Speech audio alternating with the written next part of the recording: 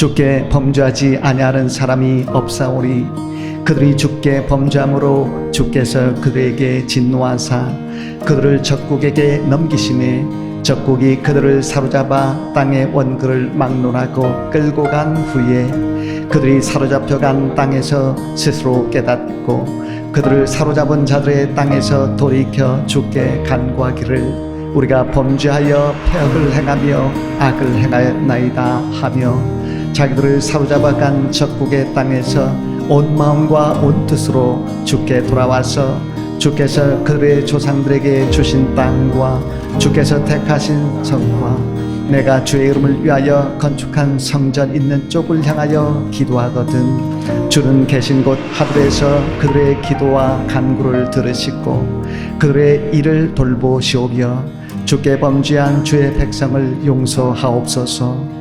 나의 하나님이여 이제 이곳에서 하는 기도에 눈을 드시고 귀를 기울이소서. 여호와 하나님이여 일어나 들어가사 주의 능력의 괴와 함께 주의 평안한 처소에 계시옵소서. 여호와 하나님이여 원하옵건대 주의 제사장들에게 구원을 입게 하시고 또 주의 성도들에게 은혜를 기뻐하게 하옵소서. 여호와 하나님이여 주의 기름 부음 받은 자에게서 얼굴을 돌리지 마오시고 주의 종 다윗에게 베푸신 은총을 기억하옵소서 하였더라. 아멘. 어느 날 한 목사가 교회를 너무 힘들게 하는 교인이 교회를 떠났으면 하는 마음으로 기도했습니다. 하나님 그를 고쳐주소서, 아니면 떠나게 하소서. 그대 마음에 이런 예수님의 음성이 들려왔습니다. 나도 사람을 고치기 힘들어서 십자가에서 죽었단다. 그를 고치는 것보다 내가 죽는 것이 쉬워. 그래서 그가 기도 내용을 바꿨습니다. 하나님 저를 변화시켜 주소서. 그때부터 목회가 더 편해졌고 교인들도 예전보다 더 변화가 되었습니다. 남을 바꾸려고 하기보다 내가 먼저 죽으면 신기하게 기도 응답이 더욱 나타납니다. 결국 나를 죽이는 기도가 최고의 응답을 얻는 기도입니다. 리더는 팔로워를 고치려고 하기 전에 먼저 죽어야 합니다. 목회란 목사가 죽고 교인들도 따라 죽으면서 교회를 살리는 예술입니다. 내가 죽지 않으면 남도 죽지 않지만 내가 죽으면 남도 죽으면서 공동체의 평안이 깃듭니다. 어떤 사람은 하나님의 일을 열심히 하면서도 갈등을 결코 일으키지 않습니다. 나를 죽이면서 일하기 때문입니다. 예수님은 주기도문에서 이렇게 기도하라고 가르치셨습니다. 아버지의 뜻이 하늘에서와 같이 땅에서도 이루어지게 하소서. 그처럼 내 뜻보다 하나님의 뜻을 이루려는 십자가의 기도를 드리십시오. 예수님께서 기적을 행하실 때는 대부분 간결하게 기도하셨지만 십자가를 지실 때는 땀방울이 핏방울이 되도록 간절하게 기도하셨습니다. 성공을 위한 기도는 간결하게 해도 좋지만 나를 죽이려는 기도는 간절하게 해야 합니다. 최고의 기도는 나의 죽음을 고백하는 십자가의 기도입니다. 큰 성공을 하고 큰 찬사를 받아도 십자가의 기도가 없다면 그 성공과 찬사가 행복을 가져다 주지 않습니다. 나를 죽이는 기도가 성공과 행복을 동시에 얻게 하는 기도입니다. 내가 죽을 때 천국의 삶이 펼쳐집니다.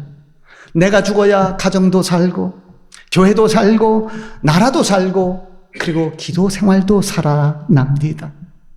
가끔 생각지 못한 시련이 주어지고 나를 돕는 사람이 별로 없는 것 같은 절망적인 상황에 처합니다. 그때 하나님께 간절히 기도하면 신기하게 해결의 문이 열립니다. 그처럼 하나님께서 응답하시는 기도는 어떤 기도일까요? 오늘 우리가 읽은 본문을 중심으로 해서 하나님께서 응답하시는 기도 5가지 같이 한번 생각해 보기를 원합니다. 첫 번째는 이방인 사랑을 앞세운 기도입니다. 오늘 우리가 읽은 본문 앞 32절에서 33절 말씀을 보면 솔로몬은 이방인들이 성전을 향하여 기도하면 그 기도한 대로 이루셔서 이방인들이 주의 이름을 알고 주를 경외하게 해달라고 기도했습니다. 그 기도는 이방인들에 대한 차별과 배타를 버릴 것을 교훈합니다. 하나님은 유대인과 이방인을 차별하지 않고 누구든지 그의 진실한 믿음의 기도에만 응답하십니다. 그렇기 때문에 이방인을 차별하지 말고 더 나아가서 이방인을 사랑하고 아끼는 경제까지 올라야 합니다. 사람이 어느 편에 설 수는 있지만 다른 편을 외모로 차별하면 안 됩니다. 불의의 편에 서지 않고 정의 편에 서는 것을 기본 값으로 한 후에 다른 편도 힘써 품으십시오.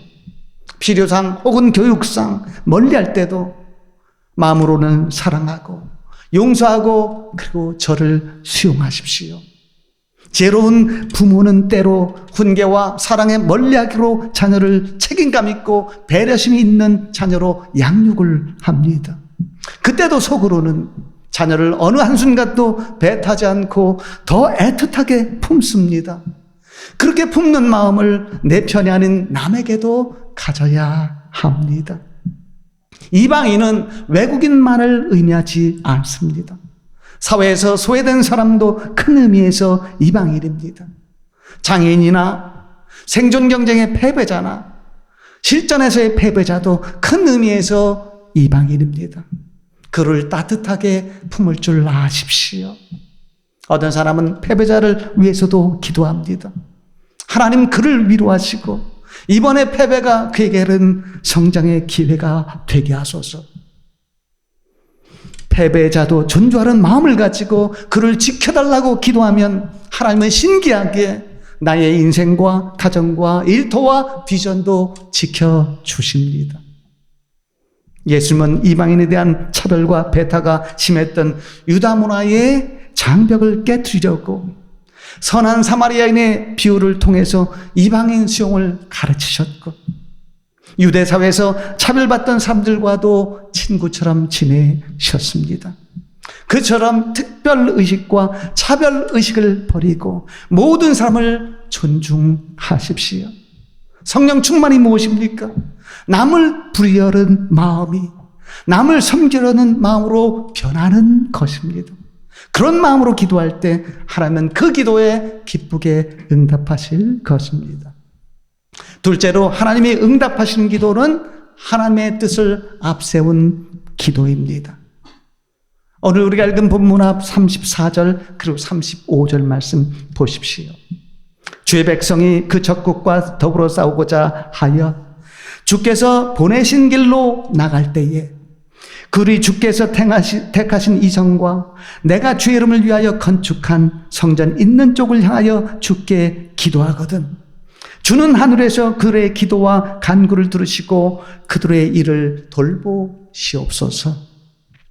전쟁은 사람이 벌이는 가장 불의하고 폭력적인 것인데 거룩한 전쟁이란 성전을 성경이 인정을 할까요?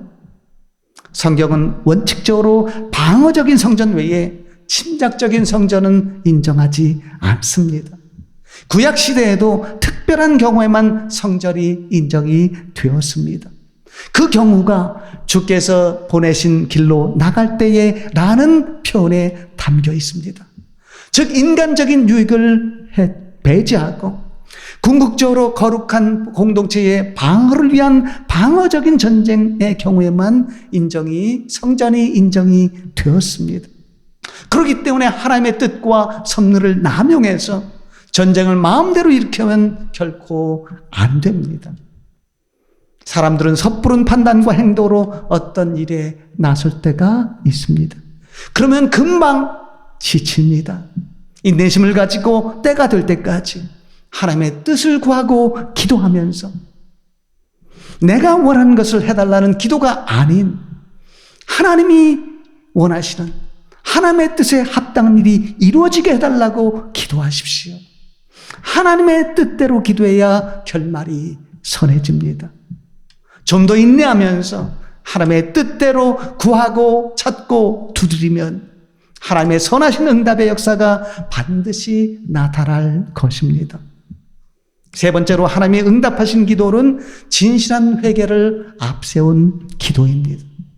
오늘 우리가 읽은 본문 36절에서 39절 말씀까지 쭉 한번 보세요.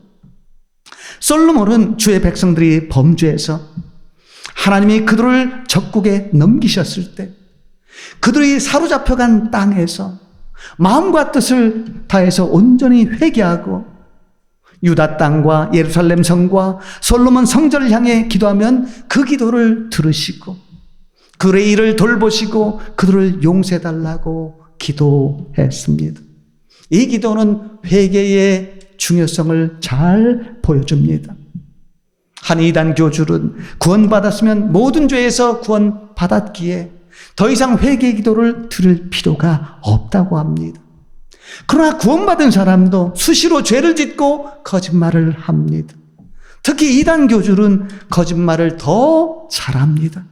그러면서 거짓말을 거룩한 모략으로 포장을 합니다. 자발적이지 않은 원죄에서 구원받은 사람도 자발적인 죄인 자본죄에 대해서는 회개 기도를 통해서 하나님께 더 가까이 나아가고 더 성숙해져야 합니다. 하나님은 어떤 기도보다 회개 기도를 기뻐하십니다. 화려한 찬양이나 유창한 기도보다 성도들의 가슴을 칠 때 나오는 탄식 기도에 하나님은 더 귀를 기울이십니다. 다급해서 기도할 시간이 없거나 화려한 문자로 기도할 줄 모를 때 하나님의 마음을 크게 움직이는 세 단어는 하나님 저를 도우소서라는 기도이고 네 단어의 기도는 하나님 저를 불쌍히 여기소서라는 기도입니다. 인간적인 의의 포장지를 뜯어버리고 가난한 마음으로 십자가를 각오하며 기도하십시오. 결국 회개 기도란 나를 죽이는 십자가의 기도입니다. 나를 죽이라는 말에는 나의 자존심을 버리라는 말도 포함되어 있습니다. 회개 기도를 잘 들으면 감사가 넘치게 됩니다. 잠자리에서 일어나 감사와 회개 기도로 하루를 시작하고 잠자리에 들 때 감사와 회개 기도로 하루를 마감하면 하나님은 그 인생을 어느 인생보다 복되게 만들어 주실 것입니다. 네 번째로 하나님께서 응답하시는 기도는 이타적인 삶을 앞세운 기도입니다. 오늘 우리가 읽은 본문 40절 말씀 다시 한번 보십시오. 솔로몬은 성전에서 하는 기도에 눈을 들고 귀를 기울여 달라고 하나님께 기도했습니다. 계속해서 41절 말씀 보세요. 또한 언약궤와 함께 평안하게 계셔 달라고 기도한 후에 주의 제사장들에게 구원을 입게 하고 주의 성도들에게 은혜를 기뻐하게 해달라고 기도했습니다. 즉 자신을 위해 기도하기 전에 주의 제사장들과 주의 성도들을 위해서 기도했습니다. 하나님은 이기적인 기도보다 이타적인 기도를 더 기뻐하십니다. 교회 일을 하다 보면 가끔 부딪히거나 속상할 때가 있습니다. 그때를 가볍게 넘기는 훈련을 하십시오. 그런 일을 넘기지 못하면 어떻게 십자가를 지겠습니까? 힘들면 기도하십시오. 하나님이 이 자리를 잘 지키게 하소서. 억울한 누명을 써도 바로 반박하지 않게 하시고 나중에 좀 더 잘 말할 수 있는 좋은 기회를 주소서. 말은 줄이고 행동은 늘리십시오. 말하지 않아서 너무 억울할 때는 하나님께 기도로 말하십시오. 그러면 하나님의 소리 없는 변호의 역사가 나타나서 때가 되면 진리와 진실이 드러나게 될 것입니다. 교회 일을 하다 보면 때로 이번만 일하고 다음번에는 그만두겠다라는 마음이 들 때가 있습니다. 아주 특별한 경우가 아니라면 그만두려는 마음을 그만두십시오. 그러면 내게 영적인 승진이 놀랍게 이루어집니다. 나의 기분이나 감정대로 따르지 않도록 기도하면서 내가 맡은 일에서 기필코 성공적인 작품을 만들어 내십시오. 기분과 감정을 앞세우면 십자가를 지기 힘들지만 기도하면 얼마든지 기분과 감정을 이겨낼 수 있습니다. 요새 많은 목사들이 지친 상태입니다. 특히 교회가 부흥되지 않거나 주일 출석 성도가 줄어들면 자신의 무능력이 느껴지고 자존심이 상하고 리더십이 서지 않고 영적으로 뒤처진 느낌이 들면서 수시로 사역을 그만두고 싶은 생각이 듭니다. 일반인들도 자신의 분야에서 발전과 성취가 없다면 수시로 공동체를 떠나고 싶은 생각이 듭니다. 그런 상황에서도 내가 속한 공동체를 위해서 이타적인 마음으로 기도하면서 나의 자리를 꾸준히 지키고 내가 해야 할 일을 꾸준히 한다면 조만간 좋은 날이 반드시 오게 될 것입니다. 마지막 5번째로 하나님께서 응답하시는 기도는 주님의 은총을 앞세운 기도입니다. 오늘 우리가 읽은 본문 42절 말씀 다시 한번 보십시오. 솔로몬은 하나님이 자신에게서 얼굴을 돌리지 말고 계속해서 사랑과 관심을 가져달라고 기도했고 부친인 다윗에게 베푸시는 은총을 기억해달라면서 자신에게도 그러한 은총이 있게 해달라고 기도했습니다. 그런 기도를 끝내면서 자신을 위해서도 기도했습니다. 그처럼 남을 위한 기도도 하면서 나를 위한 기도도 하십시오. 나의 선대를 위한 기도, 나의 후대를 위한 기도도 하십시오. 복된 가문이 되기 위한 기도는 결코 이기적인 기도가 아닙니다. 나를 위한 기도와 이기적인 기도는 매우 차이가 큽니다. 이기적인 기도는 무조건 내가 원하는 대로 해달라는 기도지만 나를 위한 기도는 나의 소원대로 기도 응답이 없어도 하나님의 뜻이라면 받아들이는 기도입니다. 지금만 보면 기도 응답이 아닌 것 같지만 나중에 보면 기도 응답인 경우가 많습니다. 진실한 믿음으로 기도했다면 나의 소원대로 기도 응답이 이루어지지 않는 것도 기도 응답입니다. 가끔 사랑스러운 아기가 자라는 모습을 찬찬히 보면 하나님께서 이 땅을 구원하시기로 계획하셨다는 사실을 문득 느끼게 됩니다. 또한 하나님이 나를 이 땅에 지금 살게 하신 이유도 세상을 구원하시기 위한 계획의 일환임을 깨닫습니다. 그러한 의미에서 나는 열심히 살아야 하고 나의 후대도 잘 키워야 하고 더욱 많이 나누도록 복된 존재가 되셔야 합니다. 그런 마음을 가지고 내게 주님의 은총이 넘치도록 기도하십시오. 나를 위해서 기도하라는 말에는 나의 가정, 나의 교회, 나의 나라를 위해서 기도하라는 뜻도 내포되어 있습니다. 나와 지금 함께 있게 된 가족과 교우와 동료가 우연히 내 옆에 있게 된 것 결코 아닙니다. 하나님의 원대한 계획과 섭리를 따라서 함께 있게 하셨습니다. 그들과 함께 하나님이 선물로 주시는 하루하루를 열정적으로 기도하며 산다면 합력하여 선을 이루시는 주님의 은총이 나의 삶과 나의 가정에 넘치게 부어질 것입니다. 현재 가난한 처지에 있어도 결코 낙심하지 마십시오. 현재 자리에 머물러 있지 않고 더욱 열심히 노력해서 가난을 딛고 탐욕적인 부자가 아닌 소명적인 부자가 되려고 하십시오. 가난하게 사는 것이 하나님의 뜻이고 부유하게 사는 것이 하나님의 뜻이 아니라는 것은 잘못된 청빈 의식입니다. 소명 의식을 가지고 정당하게 부를 추구하고 복의 문이 열리면 감사하면서 그 부를 하나님의 뜻을 위해 활용하십시오. 아무리 열심히 힘써도 복의 문과 비전 성취의 문이 열리지 않는다면 계속해서 감사하면서 기도하면서 기다리십시오. 모세는 40세에 오랫동안 꿈꾸던 민족 해방에 나섰지만 꿈을 이루지 못했습니다.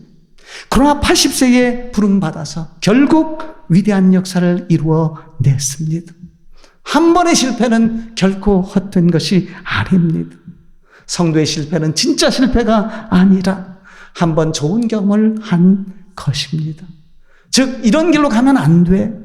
이렇게 살면 안 되는구나 라고 하는 것을 배운 것입니다. 기도 응답이 바로 없는 것도 믿음이 없는 증거가 아니다. 좀 더 바르게 기도하면서 인내라는 하나님의 뜻입니다. 기도할 때는 부정적이고 패배적인 현실 만나라는 기도를 삼가십시오. 나의 기도에서부터 부정적인 흐름을 바꾸도록 먼저 감사가 넘치는 기도를 하십시오. 열심히 그물을 던져도 텅 빈 그물뿐이고, 믿었던 사람이 나를 떠나면 배신감이 들고 절망적인 마음이 들 수 있습니다. 그때도 감사하며 기도하십시오. 그렇게 하나님을 감동시키면 언젠가 텅 빈 그물이 채워지고 더욱 믿을 만한 사람이 내 곁에 찾아와 나를 돕게 될 것입니다. 그리고 마침내 때가 되면 그토록 꿈꿨던 찬란한 비전이 기적적으로 이루어질 것입니다. 늘 감사하며 기도하십시오. 하나님은 억울하다는 큰 소리보다 감사하다는 작은 소리에 더 귀를 기울여 응답하십니다. 모든 문이 닫힌 답답하고 막막한 상황에서도 기도의 창문은 열려 있습니다. 신앙 고백이 하늘 문을 여는 열쇠가 되듯이 감사 기도는 닫힌 문을 여는 열쇠가 됩니다. 늘 하나님이 응답하시는 기도로 패배적인 환경에서 승리를 만들어내시고 그 승리를 지속시키는 복된 심령들 다 될 수 있기를 진심으로 축원을 드립니다. 기도하겠습니다. 거룩하신 하나님 아버지 감사합니다. 오늘도 하나님의 응답하시는 기도를 드리려면 어떤 기도를 드려야 하는지 다시 한번 말씀으로 깨우쳐 주셨사오니 감사합니다. 오늘도 주신 말씀처럼 이방인 사랑과 하나님의 뜻과 진실한 회개를 앞세워 기도하고 이타적인 삶과 주님의 은총을 앞세워 감사하며 기도함으로써 반전의 역사를 이루고 세상을 변화시키며 사는 저희들 되게 하여 주옵소서. 오늘도 변함없이 저희 교회를 위해서 간절히 기도합니다. 저희 교회에 하나님이 기뻐하시는 기도를 드리고 응답받는 인물 성도들이 많이 일어나게 하시고 지금 나와 함께 있는 가족과 교우와 함께 하나님의 소명을 따라 영혼 구원과 영혼 변화와 문서 선교와 세계 선교를 위해서 크게 쓰임받는 저희 교회에 되게 하여 주옵소서. 이루어 주신 줄 믿고 감사하며 예수님 이름으로 기도드리옵나이다. 아멘.